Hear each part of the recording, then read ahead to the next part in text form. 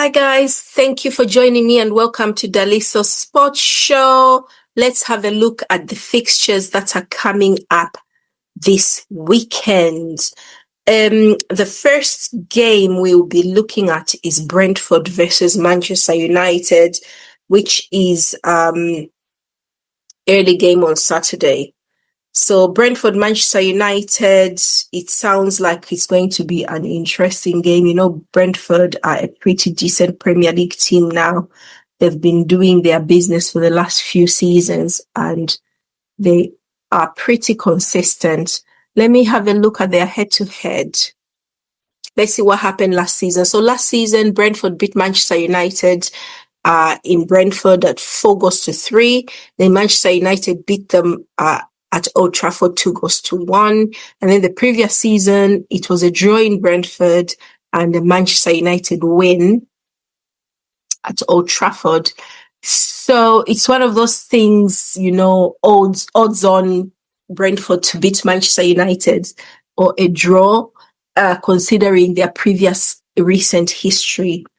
Now, how they are going to line up is going to be anyone's guess, but you can expect Ruben Amorim to go with his usual back three, which is ridiculous in my opinion. Lenny Yoro has been getting the nod recently to start there with Delete and Luke Shaw. He has liked starting these three together. And then Mazraoui, really like his performance. I like his aggression. Casemiro got sent off, so I don't expect him to start. He got sent off against Chelsea. I'm not expecting him to start. He'll probably be facing maybe a 1-game ban because it was 2 yellows. And then Bruno, who scored a goal for Manchester United against Chelsea. He should definitely start because he's one of their most pivotal players. Patrick Dogu has been a feature throughout this season. He seems to be liked. Then we've got Amad Diallo, probably definitely going to start. I like him, but I feel he's not being utilized in the correct way. He's probably being asked to do a lot more defending than he would like to do. Brian Mbeumo has also been starting throughout. His application is great. He'll run for England, but unfortunately the goals are just not coming yet, but he'll get a goal here and there. I don't think he'll be scoring 20 goals. I just can't see it. It's possible, but unlikely. Šeško might start. Not sure though. What's going to happen in that case, but Sesko might start up front for Manchester United. Right, so in terms of Brentford, you can expect having Kelleher in goal, Lewis Potter, Nathan Collins, Van de Berg, Kayode, Jordan Henderson, Yarmouk, Sade, who was pretty good, Carvalho, Damsgaard, and Thiago up front. So yeah, this should be, I'm going for either a draw or a Brentford win. Only going from previous history because I really don't trust Manchester United right now. The way things are, they're still looking to figure things out. But yeah, you know, we'll see what their fans think, but I'm going for that. Chelsea versus Brighton. Very interesting matchup coming up. Let's see what their head-to-head is. I like Brighton. It's one of those teams I always have time to watch because I like the way they play. Since they had that Zambian player playing for them, I've sort of kept an eye out to see how they do. Let's see. So head-to-head, Brighton beat Chelsea 3-0 last time. And then in the FA Cup, they also beat Chelsea again 2-1. Premier League, Chelsea beat them 4-2 at Chelsea. Yeah, basically they swap. Whoever 2024, Chelsea beat Brighton in Brighton.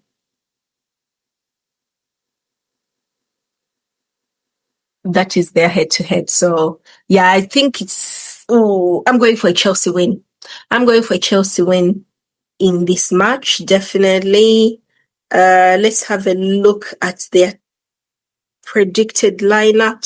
Now, Chelsea team, Robert Sanchez was given a red card, so probably the replacement goalkeeper is going to be the one in goal because he got a straight red. He's going to be missing a game or two. Reece James started in their previous game. Trevor Chalobah as well did pretty well. Fofana Cucurella, who is a player I really like. I think he's very threatening and very direct, like one of those wingers you really like to watch. Caicedo has been doing incredibly well in that midfield for Chelsea. To be honest, I like everybody in that Chelsea lineup. They look like really steady players, but probably need some more dynamism to get them to that next step where they want to be. Enzo Fernandez, of course, another player I like. Estavao, young guy, he did really well in one of the other games. He wasn't as good in the previous game against Manchester United, but we weren't going to see that because their coach Maresca just basically substituted all his attacking players and started defending because he didn't want to lose too badly against Manchester United because of that early red card to Robert Sanchez. Cole Palmer as well got hooked early against Manchester United. Pedro Neto suffered the same fate. João Pedro, we have seen his brilliance. I think he's one of a great striker. I always look forward to watching him. He's pretty decent. Let's have a look to see if there are any interesting players in the Brighton team. Mitoma, Minte always has a decent performance. He's one of those very steady players. Carlos Baleba, a name you're going to hear several times on the day because he makes such a good impression. Louis Dunk, Heck, Vabergen, I don't know how to pronounce it, Veltman as well. So yeah, in terms of who I'm expecting to win this, I'm going to go for Chelsea because they can't have two bad games in a row, surely can they? But it's going to be a very tight game because Brighton always do well against them. Now, the other game I'm going to talk about is Crystal Palace versus Liverpool. Liverpool going to Crystal Palace. So this is going to be a very interesting game. Now, we all know the kind of form Liverpool have been in. Liverpool have not been 10 out of 10 or 9 out of 10. I think they've been 7 out of 10, but they have somehow been managing to get points. They have got maximum points. They are now rolling with 15 points out of the 5 games that they have played. What do I expect here? I think it'd be ridiculous to count Liverpool out or to expect them not to get anything else other than a win. In terms of head-to-head, last time Liverpool played Crystal Palace, it was a draw, and that was at Anfield. Crystal Palace, they beat Crystal Palace 1-0. So they're very narrow results. But Crystal Palace have also lost a few decent players. So I don't know how they're going to do. Let's have a look. So Oliver Glasner is their coach. Now, Oliver Glasner has done really well, tremendously well. He's one of those, managers who just gets on with it. And he was really devastated to have lost Eze to Arsenal and other players, but they do have a pretty formidable team. Let me have a look at how I'm expecting Palace to line up first before I go to the demonic Liverpool. I respect Liverpool a lot because I am forced to respect them. They somehow get the results. It doesn't matter whether I think there's a lot of support and good luck and rub of the green from the referees. It doesn't matter, does it? But yeah, so expect Dean Henderson in goal. Expect Mark Gahey, who, by the way, showed interest in going to Liverpool over the summer, but because he's a pretty decent guy, he's nice like me, he got shafted really. Glasner just refused to let him go until, the window closed down and he didn't get his move, which is a huge shame because he wanted to go. But then again, let him stay here. I'm looking at some of these other players in the Crystal Palace team.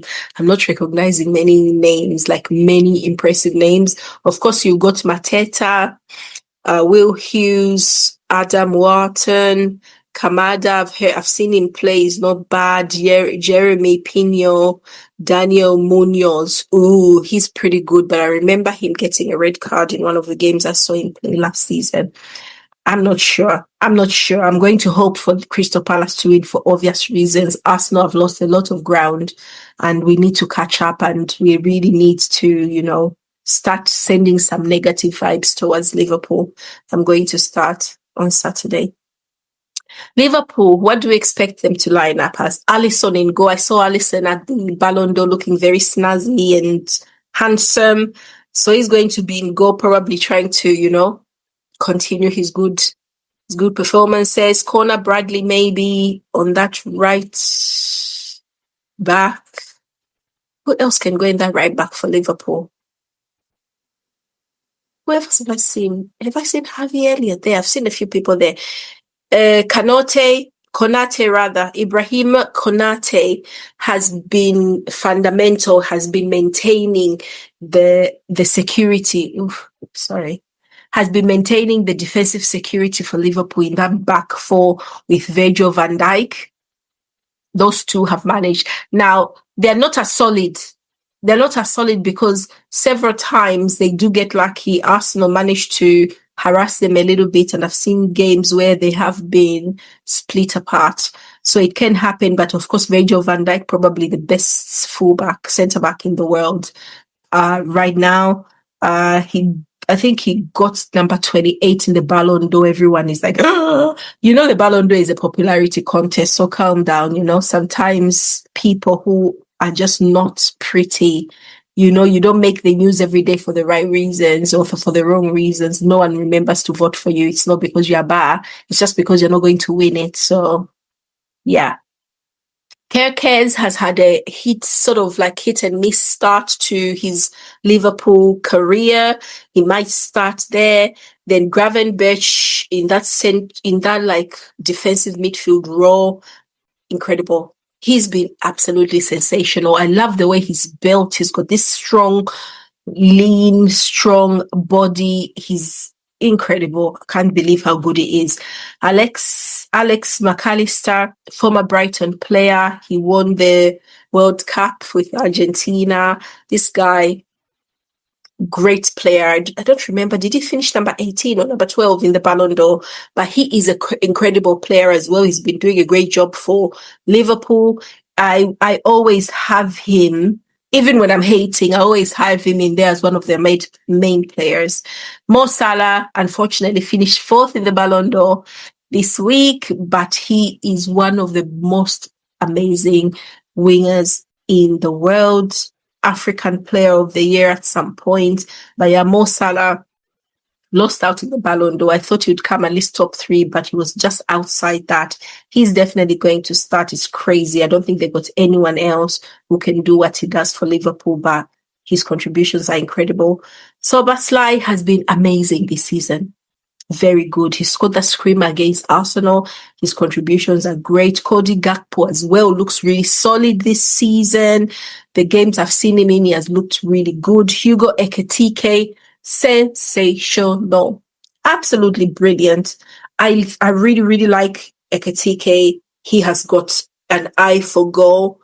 And yeah, I think, you have to feel sorry a bit for their manager. For their manager, Anslot, who has to choose, because now Ekitike they've got a crazy, 1 second. Give me a second, guys. They've got a crazy selection of forwards. They've got Isak, and then you've got, of course, Chiesa as well. Midfield, I think, but Ekitike is probably the first guy up front there. He has proved himself already he's going to be a dangerous player. So yeah, I'm going to go for a Liverpool win. If I'm putting money on it, I hope they don't win, but I think they're going to win. They just don't look like, they're stoppable. It would take a miracle for Crystal Palace to get a result. It could be a draw, but I'm telling you guys, it's going to take a miracle for give me a second, for Crystal Palace to get a result, because these guys are operating on a different level completely. You know, they look like they're, I mean, the other day when I saw Arsenal draw, almost losing to Man City, I was like, give them the trophy already, because the writing seems to be on the wall. So the other games that are going to be played on Saturday, let's have a look. Leeds United, Bournemouth. I'm going to go for Bournemouth win. Manchester City, Burnley. Ooh, this is a tough match. Burnley very defensive. Manchester City not firing on all cylinders. They did pack the bus at Arsenal. They defended really well, but you've got Haaland, who's demonic. He's never seen how he runs, you know. So Man City win there. Win or draw, Man City. Forest versus Sunderland. I'm going to go for a Sunderland win. I really have got some really negative feelings about Nottingham Forest since they sacked Nuno Espirito Santos. I really have very negative vibes about them. Anish, of course, you know, but he's had a few terrible results. I think they won in their last game, but yeah, I've got very negative vibes about this team. I'm going to go for Sunderland away win. They might shock us. And that is the 5 o'clock game. Now, I don't know why the Premier League has got 8 p.m. games, guys. It's Saturday, please. You know what I mean? Anyway, Tottenham are going to be playing Wolves. Wolves are terrible. Tottenham are mid-table. I'm going to go for a Tottenham win in this match. I'm not going to say too much more. Thank you for joining me for these pre-match discussions. Let me know what you think in the comments. Do not forget to like, subscribe on my pages, The Little Sports Show. Find me on TikTok, find me on Facebook, and here on YouTube. Please like and subscribe, and don't forget to share this video with anyone you think might enjoy watching them. Thank you so much, you guys, and I will be seeing you soon with the Sunday fixtures. Thank you.